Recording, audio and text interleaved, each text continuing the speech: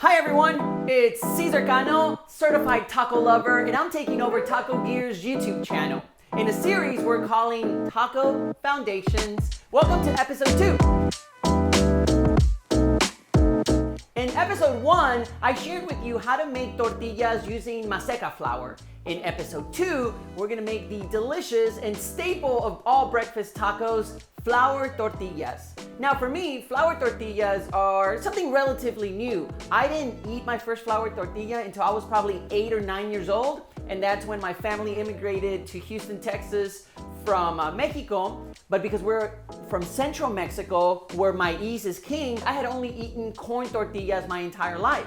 Northern states in Mexico, like Nuevo León and Chihuahua, grow a lot of wheat. And then that's why flour tortillas are so much more common in northern states and of course border states like New Mexico and Texas. So for me, it was something completely new and something that I knew I had to learn how to make because they are delicious. For this tortilla recipe, you're going to need 1 cup of flour. All purpose is fine. You don't have to get no fancy flours. Then you're going to need 1/8 of a teaspoon of baking powder and 1/4 of a teaspoon of kosher salt. And this one I am a little picky. Please get kosher salt because the grain is finer, and if you were to use table salt, it would be a different measurement. So kosher salt, bigger grain, and that's the ratio that I'm using. Our fat is going to be pork lard, and I like to do for every cup of flour, I do 1 ounce of lard. So if you want to double this recipe, triple it, you can do 3 cups of flour, 3 ounces of lard. Just always say 1 cup of flour equals 1 ounce of my fat. I love using pork lard because it's delicious. And then finally, and this is where I might get a little in trouble with the abuelitas, 4 to 6 ounces of ice cold water. And once we get rolling, I'm going to explain why I use ice water as opposed to hot water like most traditional recipes do. Step number 1, in a mixing bowl, put your flour. Then your other dry ingredients, baking powder and salt. And some people like to use some whisk. I just use my hands, Mix them up so the salt and baking powder distribute evenly throughout the flour. Then I like to use the well method and pour my lard in there. For this step, I do suggest you start with a spatula because it can get a little tricky and sticky.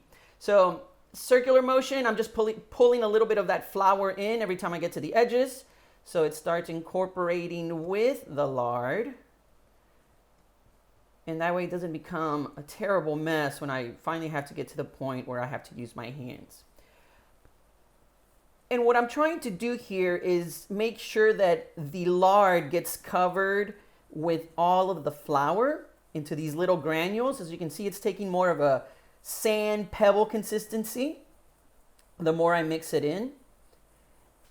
And this is to ensure that my tortillas are all evenly coated with the lard and I just don't have some dry spots. Now here is where your mom, your grandma might do the incredibly hot, burn your nails off water.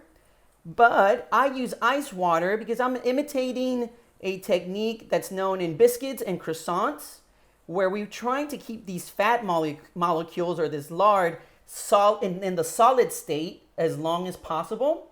And that way when we cook them, it melts, creating steam and giving us a more tender product. That is the reason that I have switched over to ice water. So now that I feel I have that fine grain sand consistency, which is what I'm looking for, I make the well again. And once again, start with a small amount of water. You don't want to add all your ounces at once because it's easier to add than to take away. Using 2 fingers, just like we did in the maseca dough, swirled method, to incorporate liquid into my dry ingredients. All right, we're getting there. A little more water. So the ice water keeps the lard from completely melting at this point because I want it to melt on the heat, thus creating steam resulting in super tender flour tortillas. We're doing the scoop and fold. So grab it, press it on itself. And I'm looking for a slightly sticky dough, but not so wet that I can't manipulate it. So there, okay.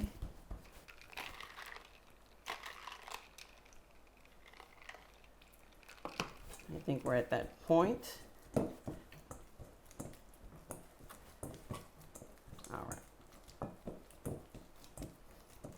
So I just bring it together in the bowl, and then the final kneading is going to be done on your table, your cutting board, whatever you're using. I just have some extra all-purpose flour in a little container. I call it my bench flour, and that's just to avoid the sticking of it. Okay, so whenever you're working with flour and you incorporate a liquid into it like water, you develop gluten. And think of gluten as the muscles in our body. The more you work out a muscle, the stronger and tougher it becomes. And sometimes you want to develop a lot of gluten. For example, making a loaf of bread, bolillos, anything like that. You want high structure. But for this one, I don't want to develop too much gluten because then my tortillas will become brittle and completely break off. So I'm only going to knead it maybe a minute at most. And it's really light kneading. And I'm just kind of going around gathering that little bit of extra flour that I put on the top. I'm just kneading for it to become one cohesive piece of dough, but I don't want to over knead because I don't want to develop too much muscle. I don't want to develop too much gluten. So it's still going to look a little shaggy, but that's all right. All right, just a tad bit of water, a little more bench flour. We're there. All right.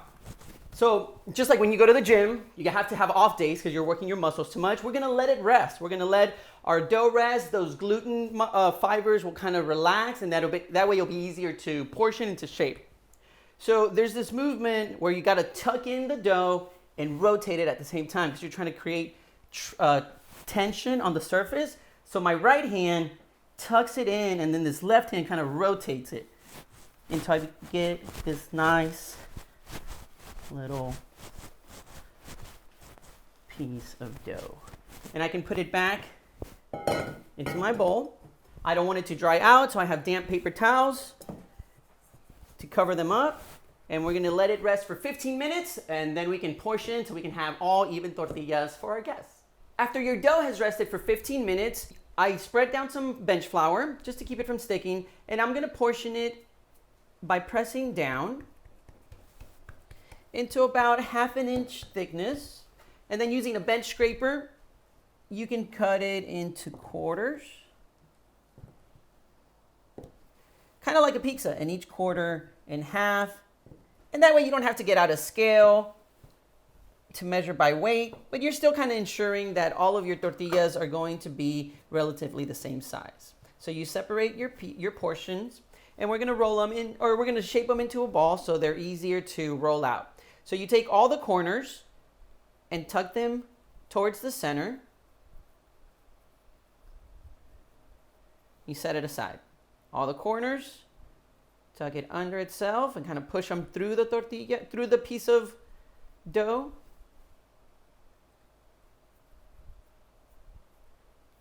To start giving them that spherical shape.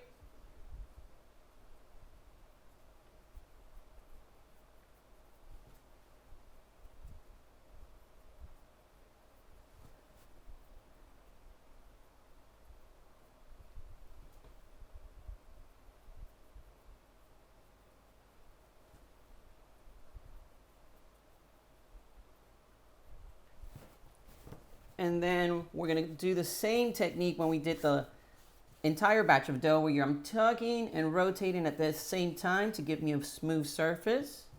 So remember, this hand picks it up towards the center. This one just rotates it. My right picks up towards the center. My left rotates it. It's a little trickier once you have these smaller portions.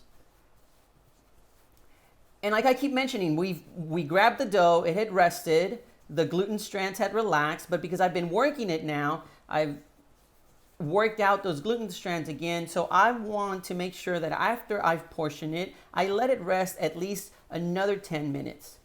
If you've ever tried rolling out flour tortillas and you extend them out with your rolling pin and they try to shrink back to the center, that's because your gluten strands have not rested enough, and that's why it keeps doing that. So to avoid that problem, after you portion them, let them rest another 10 minutes.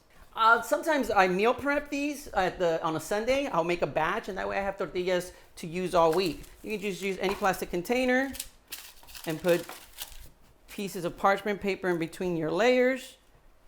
And they'll hold in the refrigerator for 3 to 4 days. That way you don't have to be making the dough all the time, but you can always have access to delicious homemade flour tortillas.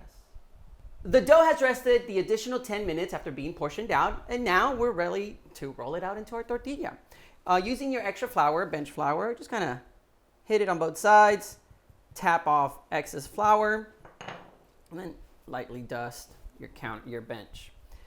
And right now I'm just rotating, and with my thumb and fingers just giving the shape that I want to start with. It would make an easy transition when I go from hand to rolling pin. So, I got about 2.5 inch diameter there, so I can set it down. And if you don't have a lot of practice rolling out, any type of dough really, a good way to start out to building those habits and then muscle memory will kick in was to always use the center of your circle. So I put my rolling pin in the center and I roll up.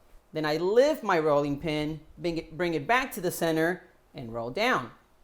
Then to make sure that it doesn't become oval but stays circle, I rotate my dough, come back to center, roll up, come back to center, roll down, rotate, center up, center down, rotate, center up, center down, rotate.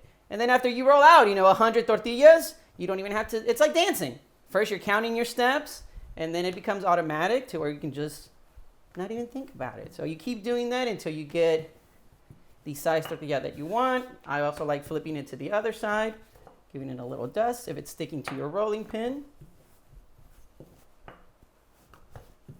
Remember, center out, center down. Rotate your tortilla.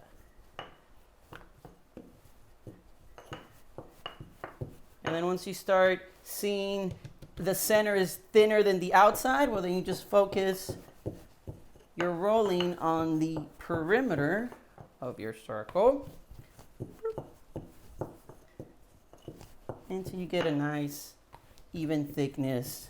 This is something that you just have to learn through practice and touch, but when you roll your hand across the surface of your tortilla, you'll notice the slight valleys or indentations where the dough is slightly thicker, and then you can just focus on that part. So I've got a little spot right here. Make sure it's a nice circle. And now I'm ready to go to the comal and cook my flour tortilla. After rolling out your tortilla to even thickness all around, your comal should always be preheated before laying it down. And you can lay it on top. And just like I explained last week with the maseca tortillas, we're looking for visual signs to know when we can flip. And remember, reference point, pancakes. We've all made pancakes. We've all seen pancakes being mixed. We're looking for bubbling. We're looking for the drying of the edges and for them to kind of curl in on themselves just slightly to give you that tiny little handle to flip over. For all tortillas, medium-high heat, that's different for every stove. So you know your stove and your equipment better than I do. So use that as a reference. All right, so I've noticed color change. I've noticed bubbling. The edges, I think they're gonna need another 10 seconds or so before I can try to flip it over. Patience is always key. Okay, all right. Flip that bad boy over. I love all of them. I know some people are like, oh, flour is king, but I think either way, if you're making them from home, putting that extra effort into making your tortillas, it's worth those few extra minutes. I always get excited when it starts bubbling up. Remember, 25 seconds, 30 seconds per side. And this is what I'm talking about, that leaving the fat solid as long as possible. Right now that fat is melting, creating the steam. That's guaranteeing the inside of my tortilla will be cooked. I'm gonna give it another 5 seconds before I flip it over one more time. Ooh. Ooh, looking good. See, fat melting, creating steam, making sure everything is cooked through. Once again, you can make this 2-3 days in advance. They hold well, they roll out well, and that way, sometimes I get home from work and I have some filling left over from the weekend, make myself 2 quick tacos, and I can call it a day. All right. I'm happy with the amount of puff the tortilla has shown, and I like some of the crispy bits. I don't know about you guys, but that's some of my favorite stuff. If you take the time to make homemade flour tortillas, your tacos are gonna be 100 times better. And I don't know about you guys, but my favorite way to eat a flour tortilla is to just slather some butter on top of it, let it melt away, give it that nice shine, hold, and enjoy. Oh, using pork lard is, you can taste it. You taste the pork lard, it's delicious. So if you enjoyed this video, please hit that like and subscribe button. If you make these tortillas, make sure to tag me with my through my Instagram at Takesan. Visit the website takesan.com for measurements, step-by-step written instructions, plus access to this instructional video. And we'll see you next week when I show you how to make the big boy of the tortillas from Nixtamal. Adios!